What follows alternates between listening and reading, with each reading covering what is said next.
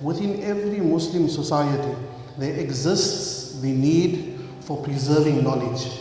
Within every generation of Muslims that lived in these parts, there were men who dedicated and devoted themselves to the task of preserving knowledge.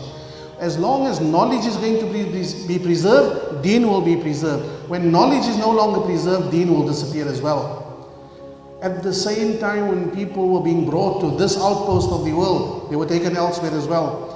So many hundreds of thousands of slaves were taken, captured in West Africa, taken over to North America, South America. What has happened to them? Their deen was completely lost. Because they were never given the opportunity to create the structures within their society to preserve and perpetuate knowledge. Once knowledge cannot be preserved, once those structures cannot be created for society to preserve its religion and the knowledge of that religion then religion will disappear as it has disappeared there. This part of the world Allah Ta'ala has blessed by placing within every generation men of the caliber of Sheikh Yusuf, Tuan Guru, Abu Bakr Effendi, and our own ulama that have preceded us very recently. In every generation there have been men placed who looked after the preservation of knowledge. If it wasn't Sheikh Yusuf's earliest madrasa in the Kramat in Fori, then it was the madrasa, the Awal Masjid al Tuan Guru. Then it was the school of Abu Bakr Effendi. Then it was the various madaris that we have and the institutions that continue to preserve that task up to the present day. These are the ones that are responsible for the preservation of knowledge. You are the people who are preserving deen. You are the people who are preserving Islam in this part of the world. If you disappear, there won't be any Islam any longer.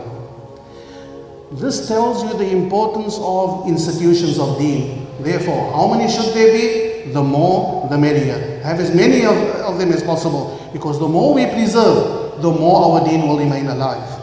This is the importance of ilm, the importance of talabul ilm, the importance of ta'aleem, of transmitting generation after generation. Our history teaches us that particular lesson. Having understood, inshallah, then the importance of having these institutions, now we come. What do we do in these institutions? We access the legacy of Sayyidina Muhammad Rasulullah sallallahu alaihi wasallam. He has come to this world. He has brought us something. يَتْلُو عَلَيْهِمْ آيَاتِهِ. There was a time when he recited the Quran to us. What was received by him had to be passed along to others. بَلِّغُوا عَنِّي وَلَوْ آيَةً نَضَّرَ اللَّهُ امْرَأً سَمِعَ مَقَالَتِي فَوَعَاهَا وَأَدَّاهَا كَمَا سَمِعَ فَرُبَّ مُبَلَّغٍ أَفْقَهْ مِنْ سَامِعٍ. In this way, Rasulullah sallallahu alaihi wasallam encouraged all of us to continue, the entire ummah, to continue the task of transmitting this knowledge.